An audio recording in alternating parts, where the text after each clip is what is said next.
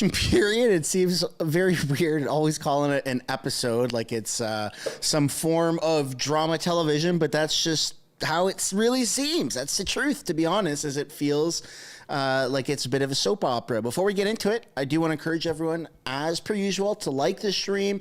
Check to see if you're subscribed. If you're not, might as well hit that button. You're watching the stuff, and then there's a little bell icon that shows up once you are subscribed. Just do me a favor, click and tap that so you can be notified of these types of live streams. We are unsure if we have Trudeau scheduled in the house today. Pierre will be there. Freeland likely will be there. She's supposed to be there at the very least. So it's going to be pretty wild. They're going over budgetary policy right now in the House, and the Liberals are having meltdowns. They are yelling, flailing their arms. So we got a little bit of entertainment before question period or statements by members begins, and then inevitably question period. So this is going to be really good. I just want to encourage everyone right now to take the time. If they haven't yet, go get yourself your coffee. I got mine right here. I'll probably need to top up at some point before QP starts. Get yourself situated, because this is going to be really good.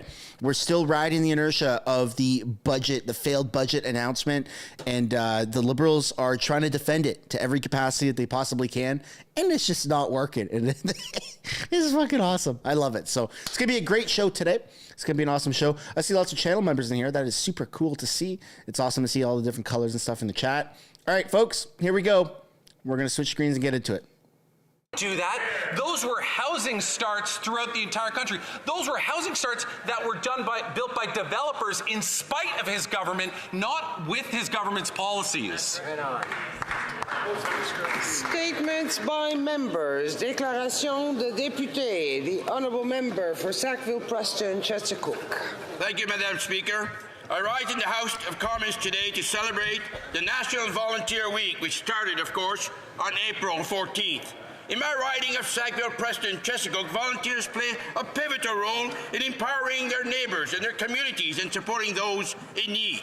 This week in Cherrybrook, the Africadian Empowerment Academy is celebrating 10 years of advocacy for local African Nova Scotian.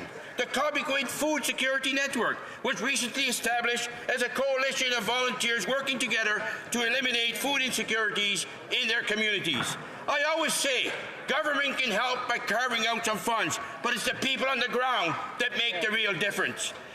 To the volunteers of Sackville-Preston, Chesapeake, and across Canada, thank you for your stewardship and your generosity towards helping communities. Thank you. The honourable member from Calgary, Rocky Ridge. Last month we lost a giant of Canadian rock and roll. Cornelius Van Sprang, better known to his fans as Ronnie King, bass player of the Stampeders, passed away in Calgary at age 76. Ronnie co-founded the Stampeders in 1966, and they built an audience of dedicated fans with hits like Carry Me, Wild Eyes, Oh My Lady, and especially their iconic international 1971 hit, Sweet City Woman. Northwest Calgary is home to many of Ronnie's friends and family members, and I offer them my deepest condolences, including to Cindy and Zoe Van Sprang. He loved playing music, and he was willing to jam with neighbors and friends, including the local member of parliament. And he was always looking forward to the Stampeders' next tour, including and up to his final illness. This year, it's the Stampeders' Rock in Memory of Ronnie King tour, and it played in Ottawa on Tuesday night. Rest in peace, Ronnie. The music lives on. Hear, hear. Your honourable member from Aurora Oak Ridges, Richmond. Hill. Thank you, Mr. Speaker. This week I welcome two of my firefighting friends to Ottawa, Tim Sparks and Jeff Wasson, from the Richmond Hill Fire Service. We discussed matters of concern for firefighters across Canada, such as the risk of PFAS exposure and contamination in their gear and the need for frequent and routine cancer screenings. We explored solutions and innovations being deployed, such as the Vancouver-led PFAS-free moisture barrier in firefighters' gear certified by the National Fire Protection Association. We're determined to work with industry to respond to these health concerns, but we need cooperation between provincial, municipal, and our government to ensure that we take care of the firefighters who take care of us. So thank you to Tim and Jeff, to Deputy Chief Rocco Volpe of Central York Fire, and Chief Brian Burbridge of Richmond Hill Fire Department, and all the firefighters across Canada for your service. L'honorable député de La Prairie. C'est en fin de semaine dernière. Last weekend, was the National Cheerleading Championships. More than 8,000 athletes from across Canada gathered in Niagara Falls, and as the father of a young athlete named Ophélie, I can tell you I was very proud. Every time I have the chance to attend these competitions, I'm impressed by the talent and determination of these athletes. They push their limits, overcome obstacles, and even injuries. Their routines are set like metronomes and are of exceptional quality. I am even prouder to say that my daughter's team... Let's see if we can get over 250 likes before Statements by Members is done. Competition. Under the supervision We just need about 100. of coaches Geneviève Laurent and Alex Côté, the team outdid itself. And I must mention exceptional performances by the Coyote family in the Feral Pack, Cruel Pack, and the one that won the Canadian title, the Savage Pack. Well done. We are so proud of you.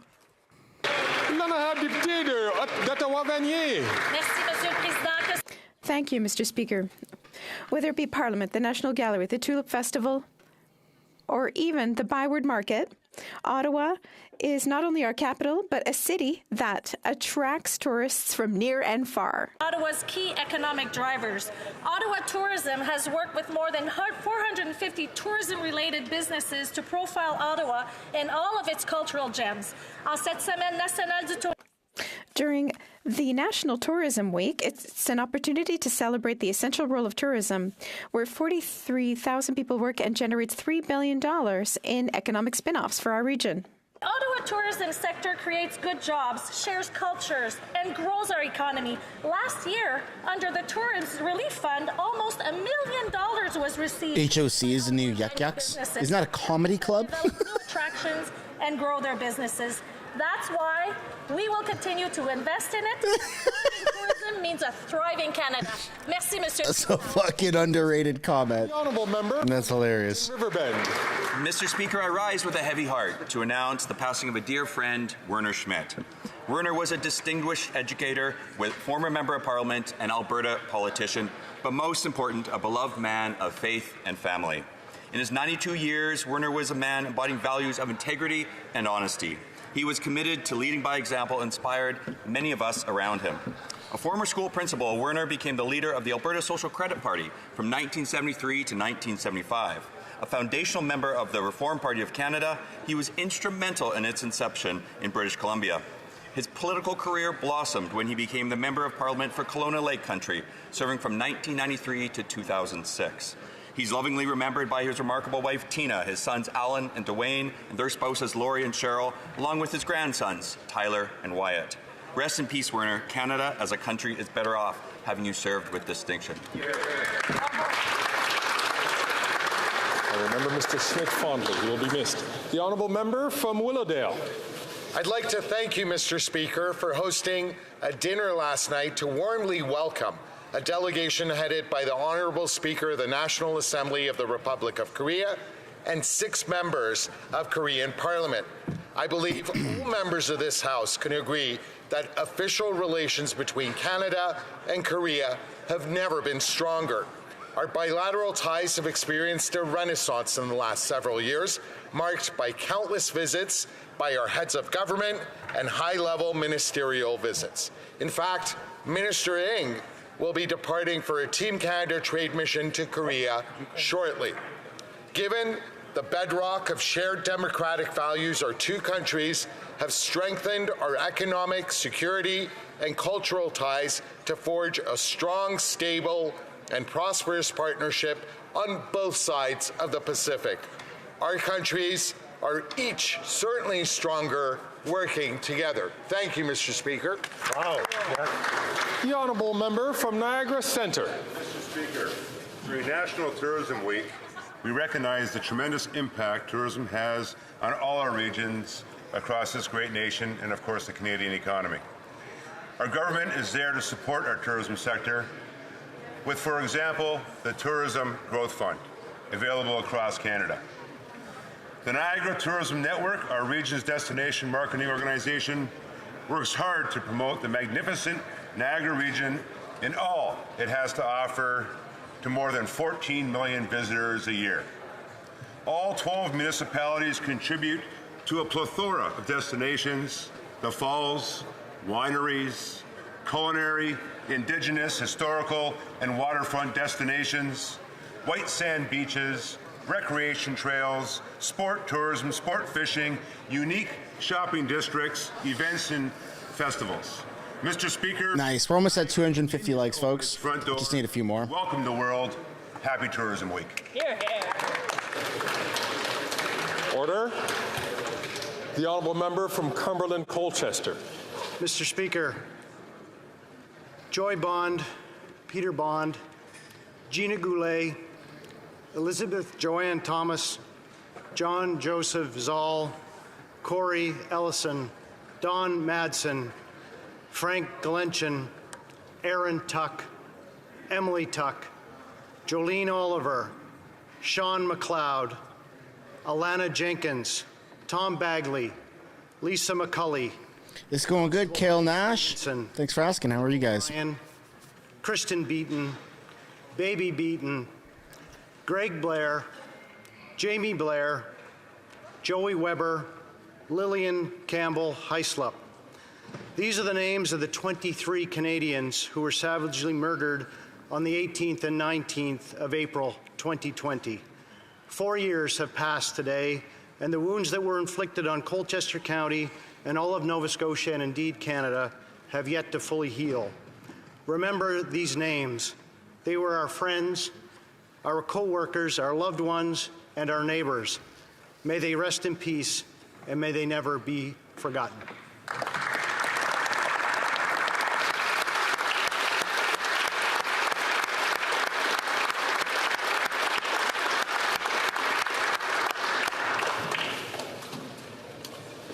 The honourable member from Burn Bonavista.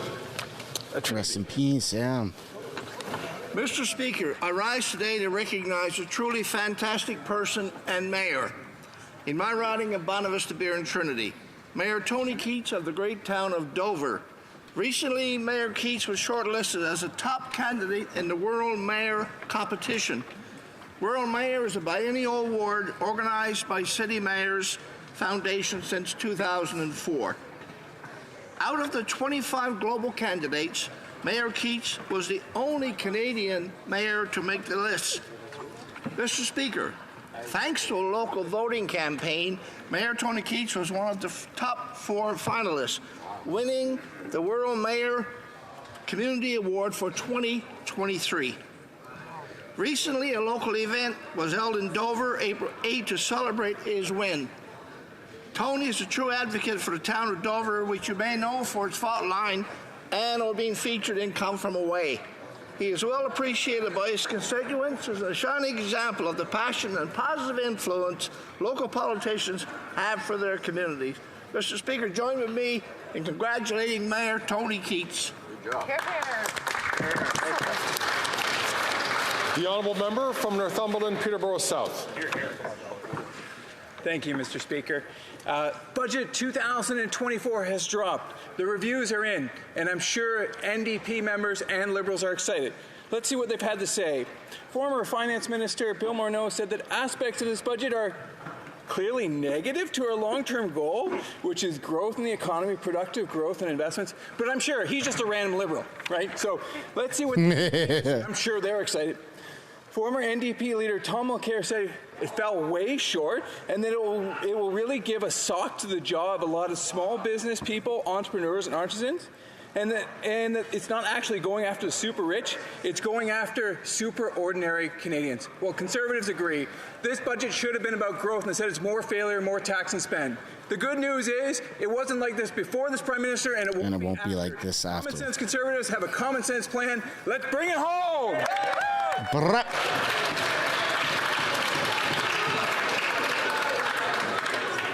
The honourable member from Sturgeon River Parkland.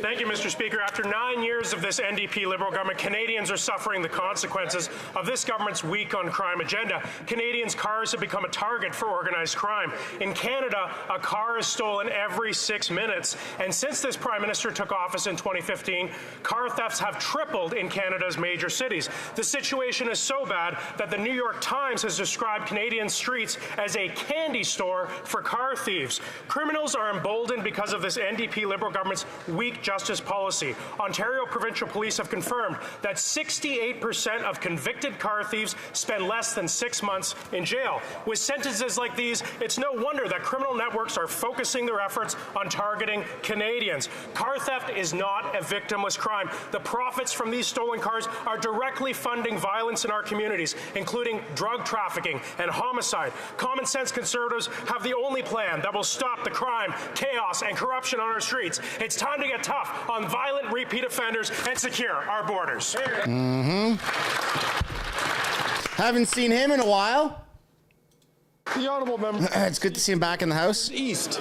Thank you, Mr. Speaker. As Sikh Heritage Month celebrations continue all April, Vaisakhi night at BC Place Stadium was packed with amazing performances by anthem singer Jaggi Bajwa, legendary singer Jazzy B, and finally our Whitecaps beating Toronto FC 4-0. All right, folks, we need about 200 more people to smash that like button so we can get to over 500 likes. That's going to help push the stream, help it grow, help the channel keep going. It is absolutely free to do it.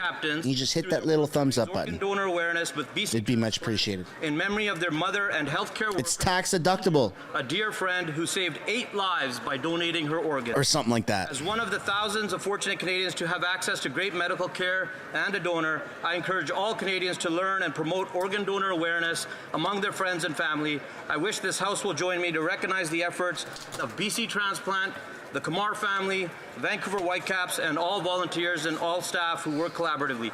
Together we can build... It helps fight climate change. Something like that.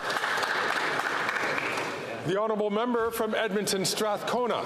Mr. Speaker, today I stand to offer my sincere congratulations to those members of the Inter-Council Network of Provincial and Regional Councils for Global Cooperation. They are celebrating an important milestone of 50 years.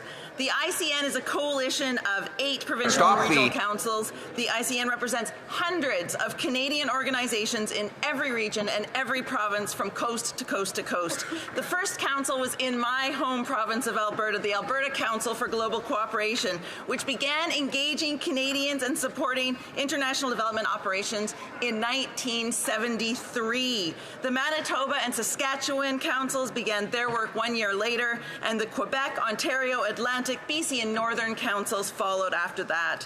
These organizations are a cornerstone of Canadians' international development efforts, engaging Canadians through innovative public engagement initiatives, improving development principles, and we are all so thankful and proud of the work that they do for Canadians. L'honorable député de Belleuil-Chambly. Monsieur le Président, samedi. Mr. Speaker, next Saturday, Guy Rocher, one of the great thinkers of the Quiet Revolution, is emblematic of secularism in Quebec. It will be his 100th anniversary. This century of wisdom should be celebrated. He's one of the unsung heroes of the Quiet Revolution, since he played a role in the Parent Commission, which led to the creation of one of the greatest universities in Quebec and Canada, the network of Quebec universities, and the extraordinary network of cégeps, which is unique to Quebec. Sociologist, was the first to understand that all right, Block. Our education get on with it. Is impossible without secularization. This allows us to better understand Quebec. We took inspiration from his calm, his tenacity, and 100 years for rocher, a French word for rock, isn't old at all. The honourable member from Red Deer, Lacombe. Mr. Speaker, after 9 years of this NDP Liberal government, Canadians are struggling to make ends meet. This year, Canadians will spend over $46 billion to service this Prime Minister's debt. But the Prime Minister's costly coalition doesn't stop there. On April 1st, these NDP Liberals increased the federal carbon tax by 23%. This increase affects the cost of living for all Canadians, including a major increase in gasoline prices. Mr. Speaker, this Prime Minister is simply not worth the cost. But it's not just Liberals like David Dodge and Bill Morneau that think his spending is out of control. Former Finance Minister John Manley stated his spending balloons inflation and interest. Yeah, it's the worst budget Speaker, ever. Conservatives will vote non-confidence in this budget unless they cap the spending with a dollar-for-dollar rule to bring down inflation and lower interest rates. And for every new dollar spent, the government must find a dollar in savings and immediately pass Bill C-234 in its original form to axe the tax on farmers and food. Here, well said. The honourable member from Northwest Territories. Mr. Speaker, Wally Firth, my predecessor here as the first Indigenous member of Parliament from the Northwest Territories, passed away last month at the age of 89 years old. He served as the NDP MP for the Northwest Territories from 1972 to 1979. He was also one of the first Indigenous managers at the Hudson Bay, one of the first Northern Indigenous commercial pilots, and a radio host and a journalist at CBC North. Mr. Firth was an advocate for addressing poverty and injustices Indigenous people have suffered. Wally also pushed the federal government to negotiate modern land claim agreements with the Dene and the Inuit. Interesting to note, we're still after the same things 50 years later. Wally did speak with me before his passing to talk about these issues and to catch up on family and friends. He will be remembered as a trailblazer. He was humble, a great listener with passion for music, who loved to pick up the fiddle. Message home, Mr. Speaker. Yeah, good job, Michael, good job.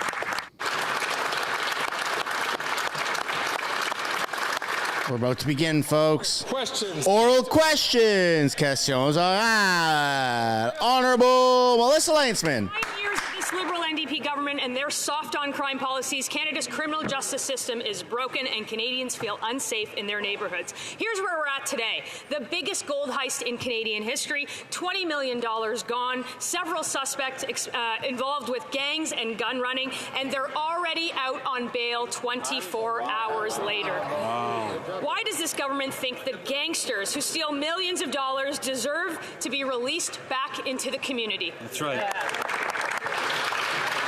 Pays to be a criminal. Minister of Justice and Attorney General for Canada. I thank the member opposite for that important question. I point out to her and to other members of this chamber that we passed significant bail reform legislation in this chamber with the cooperation of premiers around the country and law enforcement officials around the country. What I would also point out to the member opposite is that I share her concern for organized criminality. In fact, I share it so much so that the Budget Implementation Act contains measures that will address money laundering and address financing through criminality.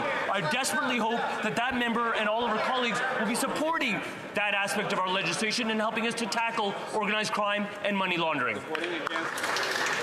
Before I continue with question period for the honourable member for Thornhill, who will want to ask her question, I'm going to ask the member from Grand River Miramichi, as well as the member from Dufferin-Caledon, please, to wait your turn before taking the floor.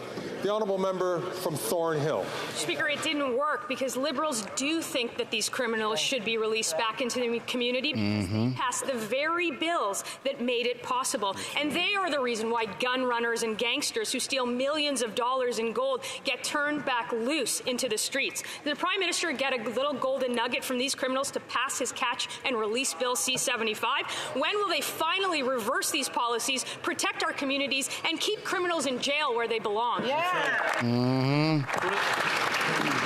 The Honourable Minister of Justice and Attorney General. Mr. Speaker, our resolve to ensure communities are safe is strong. What we did in the past 18 months is we've enacted legislation that addresses the acute causes of crime. What we've done in the past 18 months is ensure that the bail reform system deals with violent, serious offenders, and we had the support of law enforcement right around this country. The other thing that law enforcement has been talking to me and my colleague, the Minister of Public Safety, about is the acute need to address organized criminality in this country. Previous times legislation has been in this chamber, they have voted against such legislative initiatives. They have one more opportunity, but they've already announced they won't be supporting us getting tough with money laundering and organized criminality. The honourable member from Thornhill. Speaker, they're out on bail less than 24 hours later. The Liberal incompetence touches so much more than the criminal justice system. You might need a nugget of gold to buy gas in Ontario today. After 9 years of this Prime Minister, his carbon tax price It's so sad. the cost of gas by 14 cents a litre today. If he refuses to call a carbon tax election, will the Prime Minister put a pause on his punishing hikes over the summer so that Canadians can take a little road trip? Or will he do everyone in this country a favor and take a permanent road trip so the Canadians can afford to live? The Honourable Minister for Public Services and Procurement. Thank you, Mr. Speaker. 8 out of 10 families receive more in the carbon rebate than they pay on the carbon price. The reason is that all the proceeds from the carbon price are sent back to Canadians.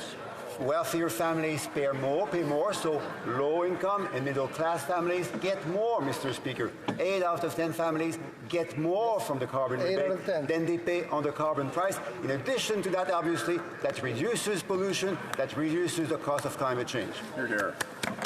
The Honourable Member for Bellechasse-les-Échemins-Lévis. Mr. Speaker, after 9 years of this Prime Minister, the cost of living has reached a truly alarming level. Food banks are busier than ever, criminals have total impunity, and affordable housing is so scarce that Quebecers are forced to live in motels, Mr. Speaker.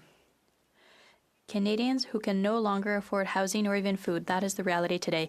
This Prime Minister is simply not worth the cost. Will he show Canadians a little empathy, or will he continue? Yeah, no one gets a rebate. It doesn't put more money in the pockets of Canadians. The Honourable And it's coming at the worst time ever. And procurement. Thank you, Mr. Speaker. 1, 2, 3, 4, 5, 6. That's the number of units of affordable housing created by the Conservative leader when he was housing minister during his whole mandate for the whole country. It's difficult to talk about empathy when we think of the Conservative leader who created 6 affordable housing units, one for each 6 million Canadians during his mandate. There were 170 created in my colleague's writing recently. The Honourable Member for Bellechasse-les-Échemins-Lévis. I'll give him a number, 9. 9 years of this Liberal government means 9 years of inflationary policies, 9 years of wasting Canadians' money, and 9 years of reckless disregard for them. Money everywhere but in Canadians' pockets, criminals everywhere but in jail, and affordable rents everywhere but in Canada. Why so much failure? The answer is as simple as it is glaring. It's because of this Prime Minister who isn't worth the cost. Can he put an end to the budgetary mess and give a little more thought to Canadians who can't even afford housing because of him? There you go, man. The Honourable Minister of Public Services and Procurement. Thank you, Mr. Speaker. My colleague is talking about affordable housing. 6 affordable housing units under the Conservative leader when he was Minister of Housing for his whole mandate for the whole country.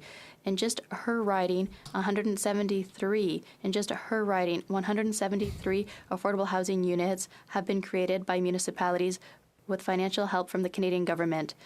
As her leader continues to insult Quebec's municipalities, calling them incompetent, with 6 affordable housing units, there are 173 affordable housing units that have been built in her riding.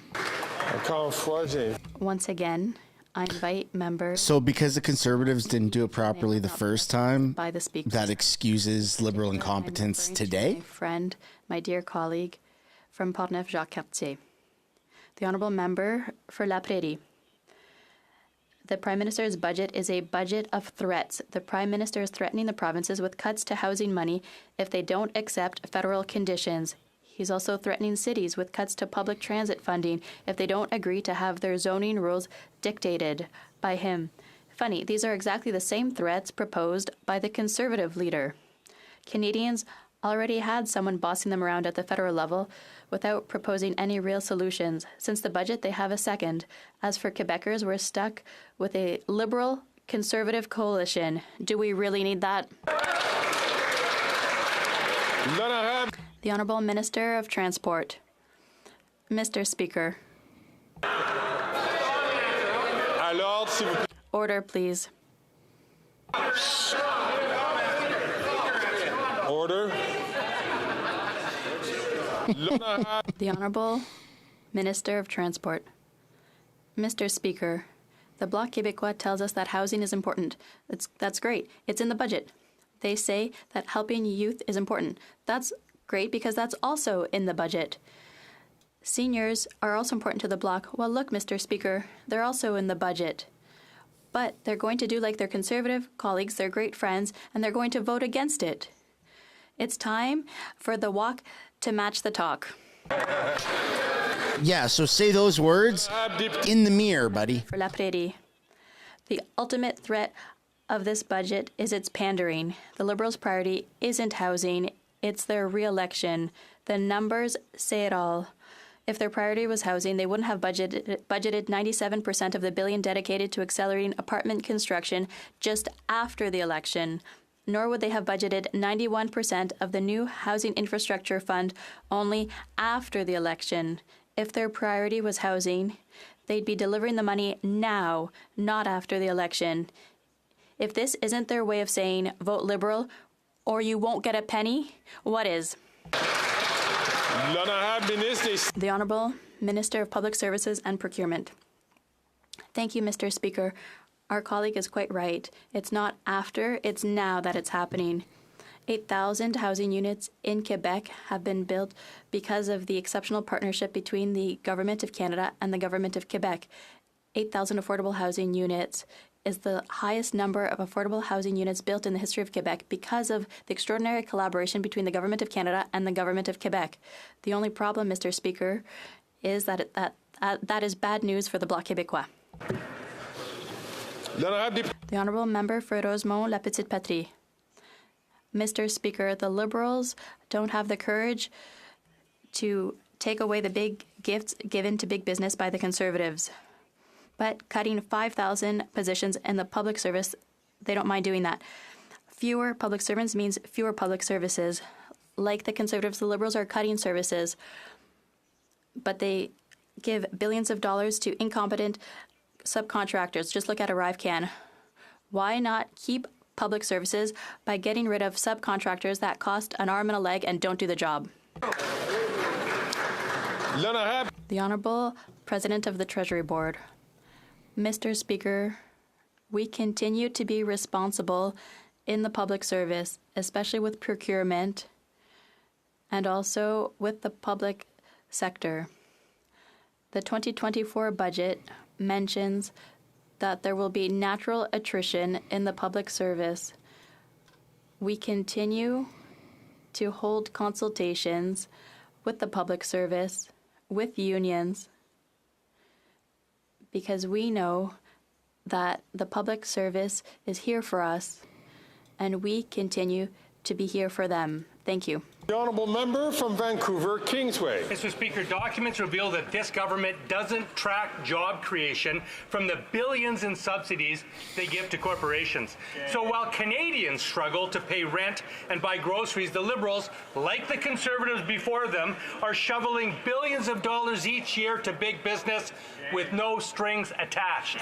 It's bad enough that the Liberals don't make corporations pay their fair share, but handing them money without accountability is scandalous. Why are the Liberals giving these corporations a free ride at the expense of Canadians? Call off the coalition. Innovation. Mr. Speaker, I am very glad that just the day after the budget, my colleagues give me the opportunity to talk about the great investments that we've been attracting in this country, Mr. Speaker.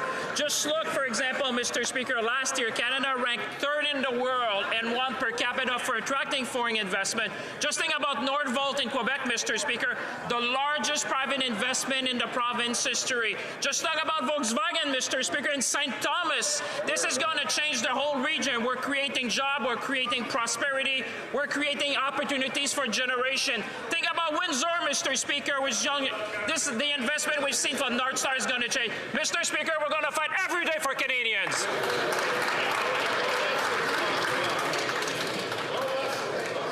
Again, order. I'd like to remind members, and I know some members who have raised in the past that they've been concerned about the level of noise in here and speaking out of turn. Let us all restrain ourselves so we can hear the question and the answer to the question from the member from Foothills. After 9 years, Canadian farmers know this Prime Minister is not worth the cost. Over the last several weeks, I've received dozens of letters representing tens of thousands of farm families from right across this country. These are grain farmers, ranchers, mushroom growers, fruit and vegetable growers, provincial premiers, and agriculture ministers. They're unanimous. To ensure the sustainability of food production in Canada, they need the NDP Liberal Carbon Tax Coalition to reverse its 23% hike in the carbon tax and pass 234 in its original form. Will the Prime Minister ensure food and farming are affordable and pass 234 in its original form? Mm-hmm. The Honourable Minister for Agriculture and Agri-Food. Thank you very much, Mr. Speaker, and I appreciate my... Oh, Colonel Sanders. But of course, in the budget, it's been good news, not only for Canadians, but farmers right across the country. For an example, enhancing the livestock tax deferral program, which is a big asset to when ranchers have a downturn with the climate, and also with the advance payment program is putting at $250,000. All these things and many more are so important to make sure that farmers and ranchers stay on the cutting edge. Thank you, Mr. Speaker. The Honourable Member from Foothills. I'm not sure that it's good news when after 9 years of this Prime Minister, demand on food banks is at a record high, and more Canadians can't afford to feed their families. In Prince Edward Island, the Caring Cupboard Food Bank is struggling just to keep its doors open as demand is up 70%. Wow. These are the Agriculture Minister's own constituents. And what is his response? Increase the carbon tax by 23%, driving food costs even higher. Holy crap. There you go, just like clockwork. Why will this Prime Minister not ensure that farming and food is more affordable and pass Bill C-234 in its original form? The Honourable Minister for Agriculture and Agri-Food. Thank you very much, Mr. Speaker. And I'm kind of surprised to get this question from Amanda, my colleague who was so interested in agriculture. Quite simply, when they were in power, they slashed $500 million from agriculture and agri-food. Right. They slashed $200 million from the business risk management program. All of these things are so important when agriculture has a downturn. We have reinstated the funds and will continue to support our farmers and ranchers right across the country.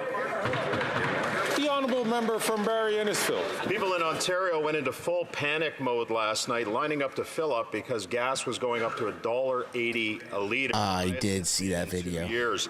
18 cents in every litre of gas is because of this NDP Liberal Prime Minister's carbon tax. And by the time the costly coalition is done, the carbon tax will quadruple, rising 61 cents a litre. After 9 years and an extra $10 to fill up overnight, the Prime Minister is not worth the cost.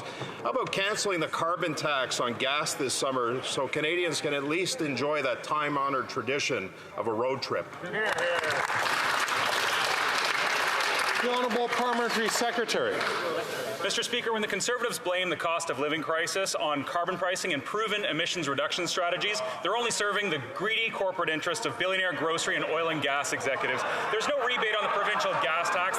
He doesn't know any of this by heart. There's no rebate on the summer fuel. How sad. Or excessive oil and gas profits. But the Canada carbon rebate is 4 quarterly payments per year as an incentive to use a little less and get a little bit more tax-free cash in your account 4 times a year. These Conservatives don't have a plan for affordability. They don't have a plan for the environment. They consistently prioritize the corporate interest of their greedy oil and gas masters over the needs of everyday Canadians.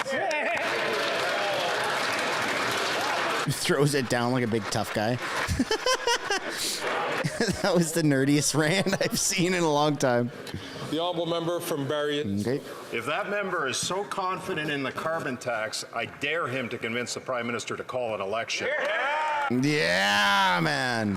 The increase caused so much panic and long lines at gas stations across Barrie Innisfil last night. Costco was so busy that cars were lined up in live traffic on Mapleview. The NDP Liberal government plans on quadrupling the carbon tax to 61 cents a litre. The lineups and panic across the country shows that after 9 years, Canadians can no longer afford this costly coalition. Why don't they just come and live with reality and axe the carbon tax so Canadians can afford life?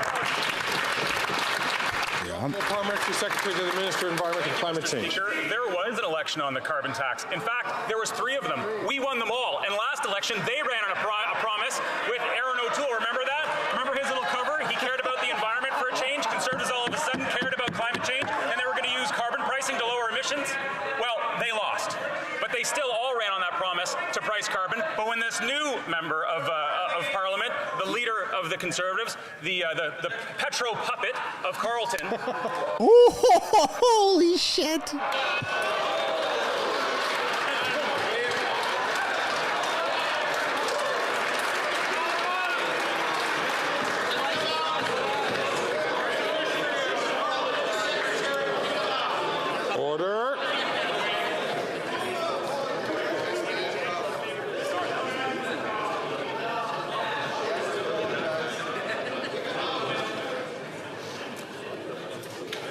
Colleagues,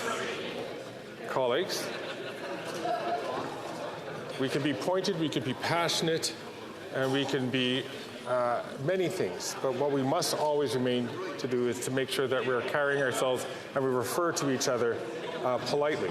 The honourable member, the honourable parliamentary secretary knows that. I'm going to ask him just to withdraw that part of his statement, and then he has 5 seconds to finish his question.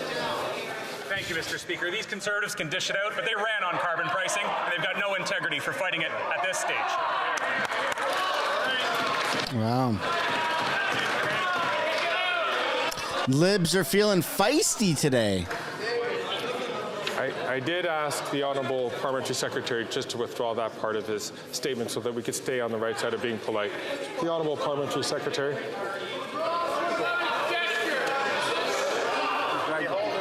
Mr. Speaker, I apologize for causing a little bit of disruption. It seems that the Conservatives are The Speaker's having a heyday with this. The honourable.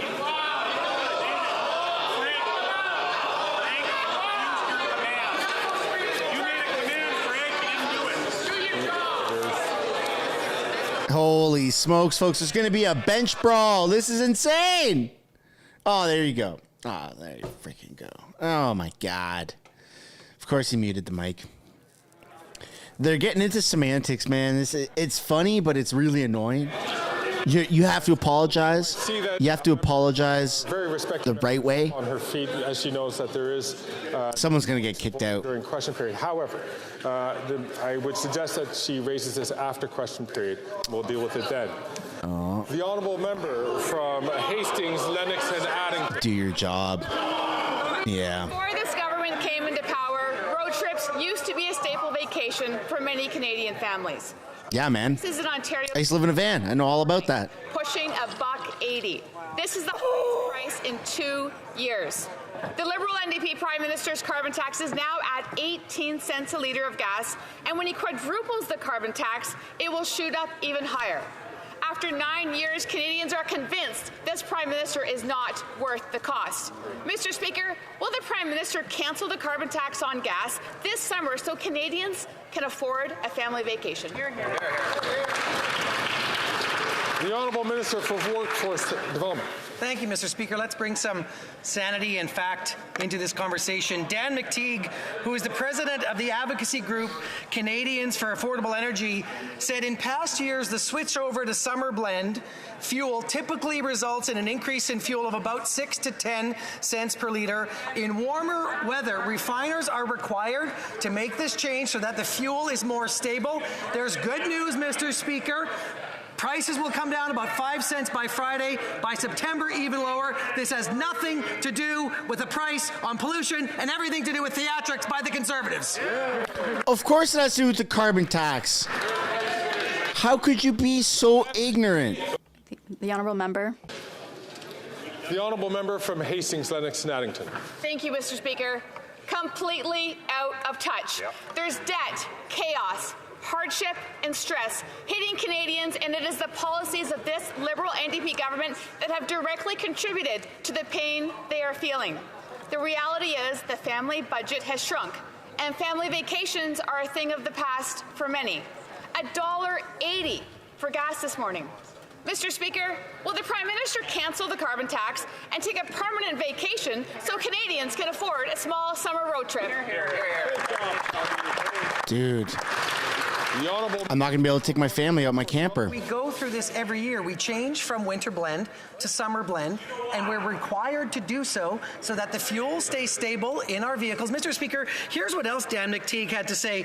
The most important ingredient in fuel is alkalites, and alkalites are extremely expensive right now. Mr. McTeague said the good news is there will be a 5 cents a litre drop at the pumps by this Friday. We're fighting climate change. This has nothing to do with it. Pure theatrics from Conservatives to scare people while we have the backs of Canadians from coast to coast to coast.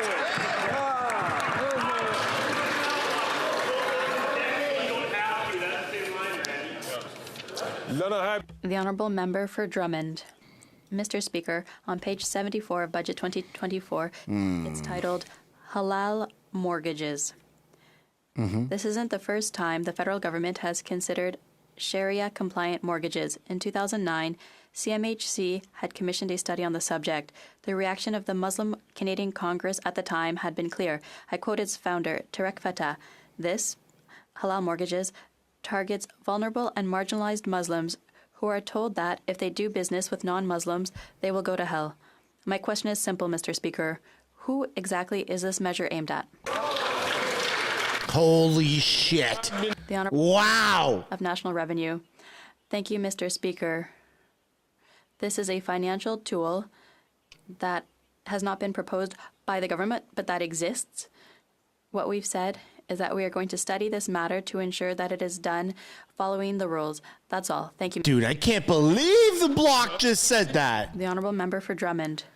Mr. Speaker, on Tuesday, the Quebec Lieutenant was lecturing us. Canada is a secular country. We care about secularism too. We're Quebecers. They just want to pick a fight. You know the drill, Mr. Speaker. So if the Liberals are so in favor of secularism, can they tell us why they want to move the election date due to a religious holiday and why they want to introduce elements of Sharia into the mortgage rules of this supposedly secular country? Oh my God. What are we doing? We're not Canada anymore. Thank you, Mr. Speaker. This is nuts. This is a financial tool that is absolutely not put forward by our government. We are looking at the product. We want to know if it is fair, if it follows the rules. We are just going to study this matter. There's no intention from our government to support. We just want to make sure it's fair. Thank you, Mr. Speaker. The Honourable Member for Drummond. Then why is it in the budget, Mr. Speaker? I don't understand. Anyways, Mr. Speaker, we are witnessing a clash of values. While the Minister of Justice intends to use Quebecers' money to challenge Quebec's law on the secular nature of the state, the Liberals are thinking of incorporating more religions into Canadian law. I will once again quote the founder of the Muslim Canadian Congress on halal mortgages. We see this as the financial front of the Islamist movement. These are serious words. Will the government admit that it is not defending secularism, but rather bringing more and more religion into the affairs of the state? The Honourable Minister of National Revenue. Thank you, Mr. Speaker. Once again, we are talking about financial tools that are available on the market. This is in no way a product proposed by our government. We want to ensure that this financial product that is on the market is not breaking the rules. Thank you. Member from Leeds Grenville. What the hell is happening in Canada? After 9 years of this NDP Liberal Prime Minister, he's not worth the cost or the corruption of his $60 million Arrive scam. The Prime Minister's favorite scamster told the House yesterday that his home had been raided by the RCMP for his role in this latest scandal. But he also told the House that the NDP Liberal government hasn't asked for a penny back of the ill-gotten gains. Now, the House has ordered it. Why hasn't this Prime Minister enforced it? When will Canadians get their money back? The Honourable Minister for Public Safety. Mr. Speaker, as my honourable friend knows, there are internal audits being conducted by the CBSA. The RCMP are looking into this matter. The Auditor General had done a report, and we've accepted the recommendations, and my colleague from Public Services and Procurement has changed many of the rules around these types of contracts. Mr. Speaker, we've also said from the beginning, anybody who abused taxpayers' money will face the consequence. Like Liberals. Of course, the government will always seek to recover taxpayers' money that was spent inappropriately. So like the billions that the Liberals have spent? Member for Leeds Grenville, Thousand Island, and Rideau Lakes. Well, I'm pleased to hear from the latest candidate to be the next leader of the Liberal Party that he's interested in getting Canadians their money back because the current Prime Minister has so far refused. And that's what we heard from GC Strategy's frontman yesterday after telling us that for playing his role in the Prime Minister's latest scandal, his house has been raided, but the Prime Minister has still failed to get Canadians their money back. The House has ordered it, and we just want to know when the Prime Minister and the next person auditioning for his job are going to enforce it. When do Canadians get the cash back? The Honourable Minister for Public Safety. Speaker, again, my honourable friend knows that there are a series of internal audits being conducted with respect to this matter. He referred to the RCMP that are also seized with many of these issues. They took a certain action yesterday, which we heard about in this House as well, Mr. Speaker. I think the honourable member should have some confidence that those who have abused taxpayers' money will face the consequences. And if taxpayers' money has been misplaced or mishandled, of course the government will seek to recover those funds. Well, that's great news. They're going to investigate themselves. That's fantastic. The Prime Minister and his allies in the bloc should be ashamed of having voted to grant millions more for ArriveCan, a decision that made the owners of GC Strategies multimillionaires. Kristen Firth, co-founder of GC Strategies. A few hundred more likes, folks, and we'll be at 1,000, which would be super appreciated. I'm going to step out for a quick second and get a top up on the coffee. Yesterday, the Prime Minister ordered his troops not to ask questions and not to seek reimbursement from GC Strategies. The clock is ticking. When will the Prime Minister give Canadians back their money wasted on ArriveCan? The Honourable Minister of Public Safety. Mr. Speaker, as I said to our colleague in the past, of course, he knows very well that there are investigations underway, including by the RCMP. There are internal verifications underway.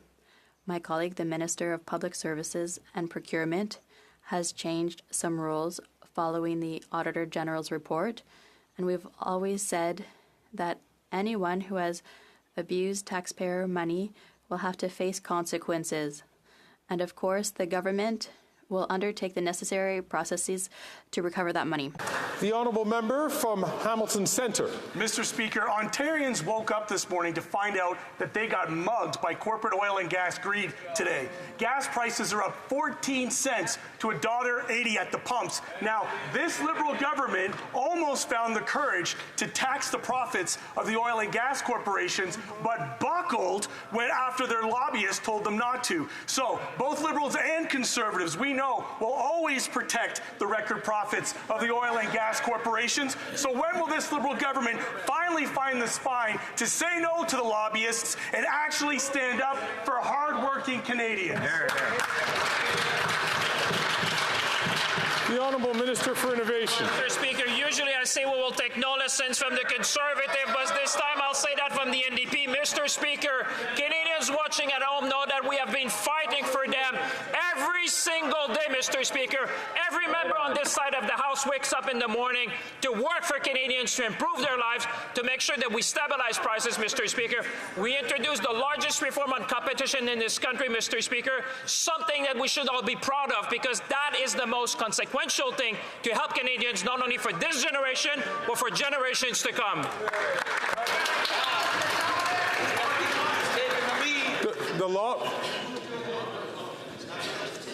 The honourable member from Ladysmith, Nanaimo Ladysmith. Mr. Speaker, as wildfires devastate Canadian communities, the need for sustainable, clean energy is greater than ever. Yet, the Liberals continue to side with oil and gas and delay on placing a strong emissions cap on big polluters. The Conservatives, on the other hand, are happy to sit back and let the planet burn. New Democrats know that immediate action is needed to tackle the climate crisis. Why do the Liberals keep caving to big oil and refuse to enforce an emissions cap to save our kids' future? Hear, hear. The Honourable Minister for Employment and Workforce Development. Mr. Speaker, I would invite the New Democrat caucus and their leader to find the courage of their own convictions and come back to supporting us on a price on pollution.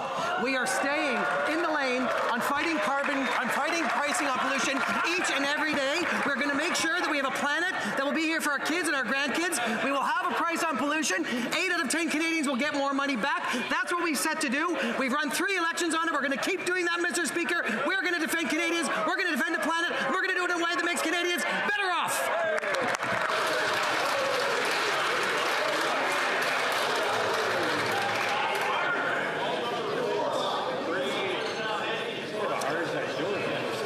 Order. The honourable member from Guelph. Thank you, Mr. Speaker. As the chair of the Science and Research Committee and the member for Guelph, I'm really excited about the investments in science in the recent budget. Researchers and scientists across Canada have a vital role in developing innovation and knowledge. Can the Minister of Innovation, Science and Industry highlight the important investments our government is making in our science and research space that will support students and generations of researchers to come? Tough question. Tough question. The Honourable Minister for Innovation. Speaker, I'd like to first thank my colleague for his leadership on research and science. Mr. Speaker, our budget has shown that we have vision and ambition for science and research in this country, Mr. Speaker, because on this side of the aisle, we know that the science of today is the economy of tomorrow. We have announced historic investment in infrastructure because we want to make sure that we would have state-of-the-art facilities for our researchers in this country. But more importantly, Mr. Speaker, we have made an historic investment in grants to support our researcher, our young students, and the next generation, Mr. Speaker. With our investment, we know that science in this country will continue to make sure that we have prosperity for generations to come. Good job. The Honourable Member from Calgary-Midnapore. Yesterday, Christian Firth of GC Strategies confirmed his home was raided by the RCMP. GC Strategies proposed a contract to the Deputy Prime Minister's former Chief of Staff and current Liberal campaign director, Jeremy Broadhurst. Wow. This contract led to Tuesday's raid on Christian Firth's home. So can the Deputy Prime Minister confirm her communication on a contract proposal that led to an RCMP raid yesterday? The Honourable Minister for Public Services and Procurement. Thank you, Mr. Speaker. As our colleague from Public Safety has made clear repeatedly in the last few minutes, this is a matter under investigation, both internally and by the RCMP. It would be totally inappropriate for politicians anywhere in this House to try to pretend that they would be better than those partners and the RCMP to do that type of work. The Honourable Member from Calgary-Midnapore. Mr. Speaker, I'll tell you what's inappropriate. The ArriveCan app is under RCMP investigation, but we now know that there are 2 RCMP investigations connected to GC Strategies. The raid on Christian Firth's house 2 days ago raises more concerns about both contracts, one that we now know has a connection to the Deputy Prime Minister's office. After 9 years, GC Strategies has been paid more than $100 million by this Liberal government. So will the Deputy Prime Minister cooperate with the RCMP investigation? Woo! The Honourable. It's on like Donkey Kong. Public Services and Procurement. Merci, Monsieur le Président. J'ai déjà... Thank you, Mr. Speaker. I've already answered the question in English, so I'll do so in French as well. Indeed, we know that internal inquiries are taking place on this matter, and in the AG report, we now know that significant measures were brought into place and have been brought into place after the report. It would also be completely inappropriate for politicians in this House to think that they can do better than these organizations, especially the RCMP. A member from Sherwood Park, Fort Saskatchewan. The Prime Minister's Arrive scam led to unprecedented testimony. Whoa. What a crazy time for it to just stall. Commons, which the Liberal House Leader tried to shut down. And no wonder, this scam, which the NDP and Liberals voted for, cost taxpayers at least $60 million. Parliament ordered the government to pay the money back, but Liberals have not even asked for it to be returned. Now the RCMP have come knocking. After 9 years, this Prime Minister is not worth the cost, the corruption, or the crime. Will the Prime Minister finally follow the direction of Parliament and get back the Arrive scam cash? The Honourable Minister for Public Safety. Mr. Speaker, my honourable friend knows that this government always works collaboratively with Parliament. We've done so in many cases. In fact, parliamentary committees have also looked into this matter, and government officials have been, of course, available to answer all their questions and provide documents. As my colleague, the Minister of Public Services and Procurement, made clear, Mr. Speaker, there are internal audits taking place. The RCMP are also seized with this issue. We think it would be appropriate to allow these investigations to conclude, and I can assure you, Mr. Speaker, the government of course they wanted to steps conclude. To recuperate taxpayers' money that was inappropriately expended and hold those accountable that have abused taxpayers' money. Great! So they're going to investigate themselves. From Sherwood Park, Fort Saskatchewan. Mr. Speaker, they haven't cooperated because this House voted to ask for the money to be paid back. And Christian Firth testified that this government has not not taken any steps to seek the return of the money. After 9 years, it's clear that this Prime Minister is presiding over a severely incontinent contracting system where money constantly flows to NDP Liberal insiders. Canadians need a government they can depend on to stop the crime and end the corruption. Yeah, not funnel billions of dollars. The direction of this Parliament and ask the Arrive scammers to return the money. Return the money. The Honourable Minister for Public Safety. Mr. Speaker, my honourable colleague has just repeated his previous question. I'll give him the same answer. This government always takes the use of taxpayers' money extremely seriously. Absolutely. We have said that if taxpayers' money has been misplaced or mishandled, of course the government will ask that that money be returned and take the steps appropriate to recuperate that money. And in the case of individuals, my colleague may have taken note of the RCMP action yesterday. In the case of individuals who have abused taxpayers' money, of course the RCMP will take the steps necessary to investigate these matters. It's a given. The honourable member for Joliette. Garnett's your MP. That's awesome. Mr. Speaker, this Liberal budget doesn't just represent the end of any respect for jurisdiction. It also represents the end of any level of competence in politics. Ottawa is trying to impose its priorities without even thinking about whether it makes sense. For example, building 40-floor apartment towers near schools in neighborhoods which it knows nothing about, or creating standards for skilled trades without knowing anything about it. Same thing for long-term care. Why not let competent people take care of issues that are in their field of jurisdiction? The Honourable Minister of Transport. Mr. Speaker, the Bloc Québécois should show some courage. It should tell us exactly what part of the budget they object to. Investing in housing? Do they object to helping to feed kids so they're not hungry at school? Are they against investments to help municipalities in our rural regions?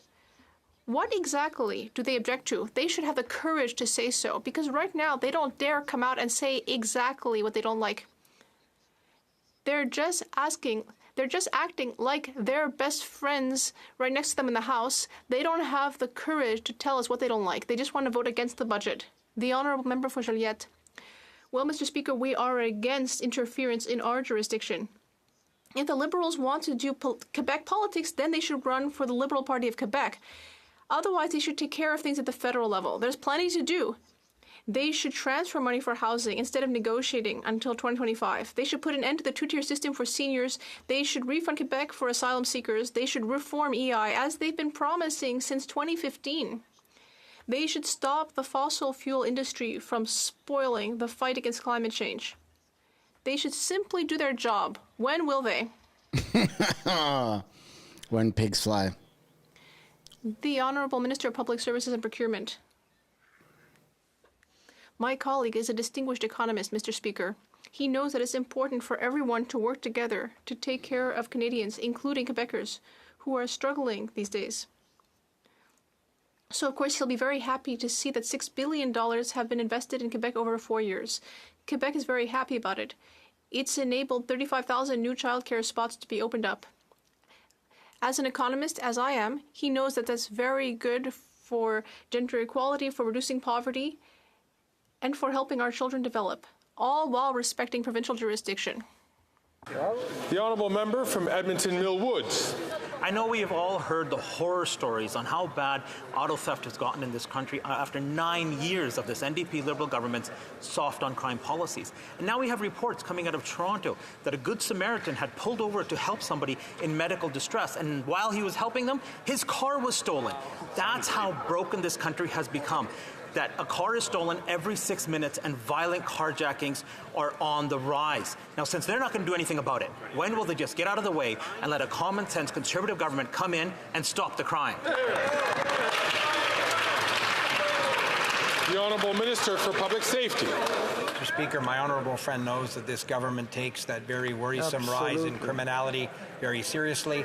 I had a very good conversation last week with my counterpart in Ontario, the Solicitor General. We agreed on a series of measures that we can continue to do together with local police forces, the Ontario provincial police that are doing important work in this area, and of course the RCMP is always a partner with the Canadian Border Services Agency around transnational organizations organized crime. Mr. Speaker, we'll continue to do everything possible in collaboration with our partners to bring this worrisome trend down. Best thing they could do is just step aside, maybe call an election. Mr. Speaker, we learned in the media that a Montreal police officer had to fire on an auto thief who was trying to run him over. These thieves are more and more reckless. They're not afraid of the justice system. That's why our leader has presented a common sense plan in order to increase sentences for auto thieves. Will the Prime Minister listen to this and crack down on auto theft? No. I know they won't. The Honourable Minister of Justice, there are two things I want to say, Mr. Speaker. First of all, as soon as C-75 came into this House, this very member voted against the bill, which would have increased sentences for auto theft. Now, here in the budget,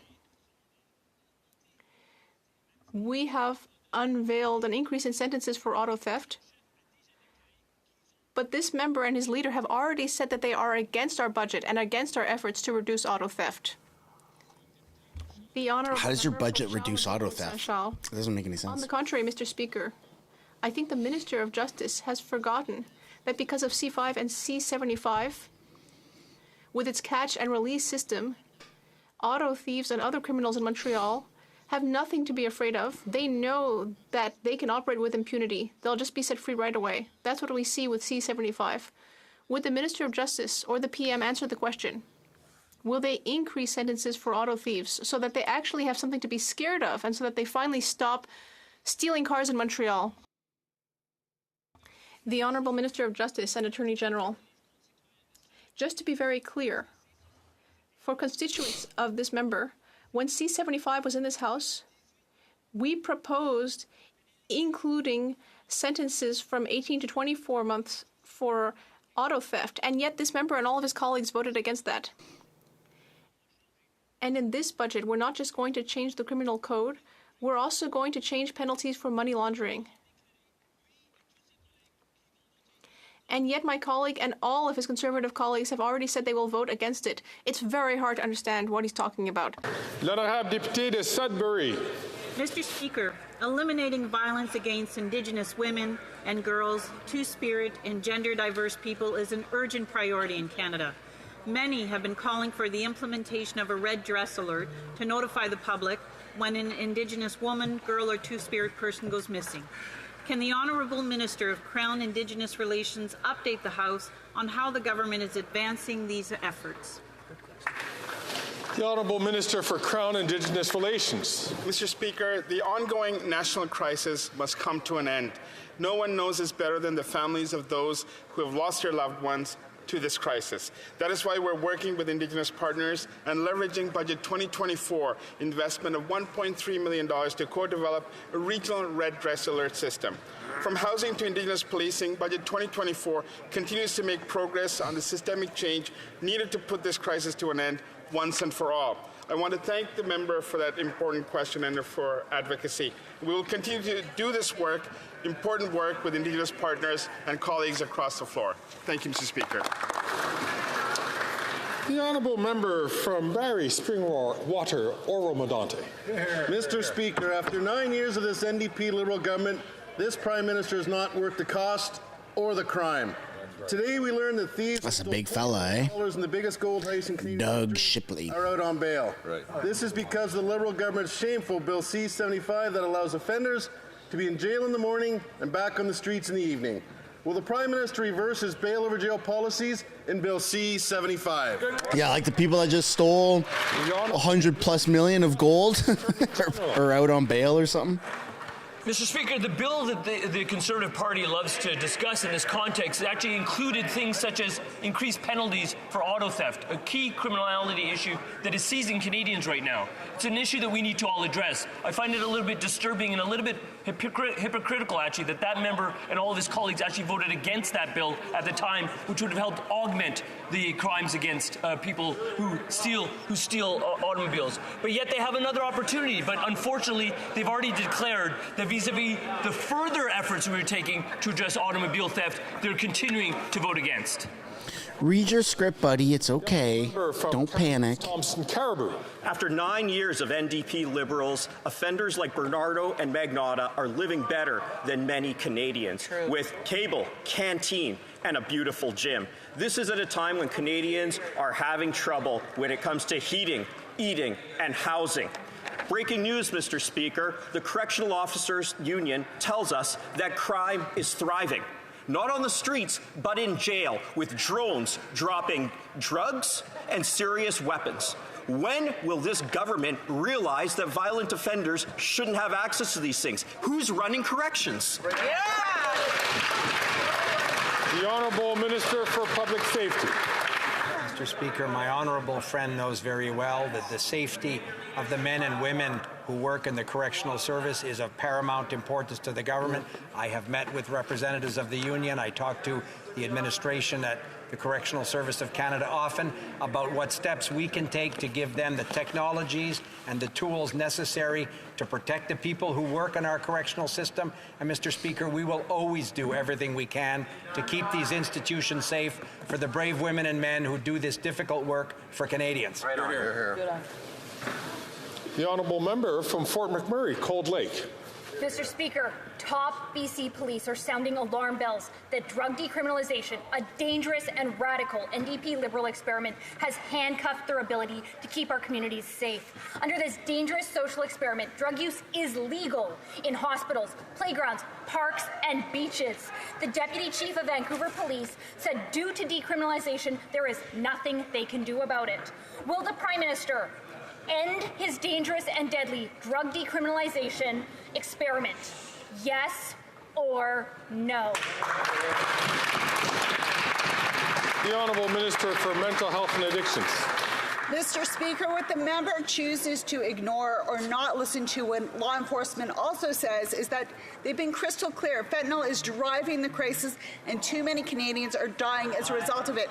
People are dying alone, Mr. Speaker, and they're only concerned about one thing, misusing the facts. I will be meeting with my counterpart in BC and law enforcement partners to discuss how we can further work together to address diversion. But, Mr. Speaker, diversion is illegal. The member knows that.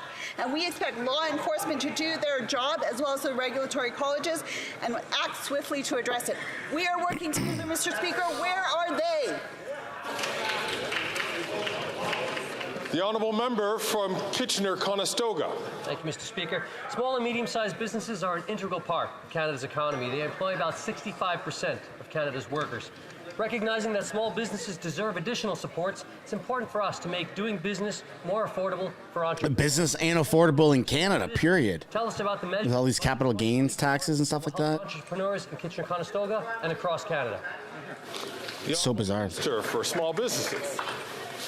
Mr. Speaker, I thank my honourable colleague for that question. As a former small business entrepreneur myself, I know the importance of affordability for entrepreneurs. So I'm glad that through Budget 2024, our government is committed to delivering $2.5 billion to small businesses and to 600,000 small businesses across Canada through the Canada Carbon Rebate. Reports say that small businesses are directly impacted by 60% of them are directly impacted by climate change. And while the official opposition continues to want to cut the Canada Carbon Rebate, on this side of the House, we're going to continue fighting climate change while putting money back into the pockets of Canadians and small businesses. The Honourable Member from Winnipeg Centre. Mr. Speaker, while the Finance Minister celebrates so-called feminist policies in this year's budget, in rural Manitoba, the Liberals have cut all funding for counselling and legal services for survivors of sexual violence at the Survivors Hope Crisis Centre. Time and again, this Prime Minister shows that he is a fake feminist. Meanwhile, the Conservative leader undermines women's rights at every corner, cozying up to extreme misogynists like Alex Jones. Yeah. Will the Minister do what's right and restore funding for survivors at the Hope Crisis Centre? The Honourable Parliamentary Secretary. Speaker, we know there's always more to do, and I really appreciate the member opposite and the work that she does on the Status of Women Committee. She is a true advocate for women, but I will point to the fact that this budget does cover contraceptives for women. 9 million Canadians will be able to make choices on their bodies because of this investment. We've got investments against workplace sexual harassment. We've got investments to have more childcare spaces in this country and more investments to support queer and trans people in this country, Mr. Speaker.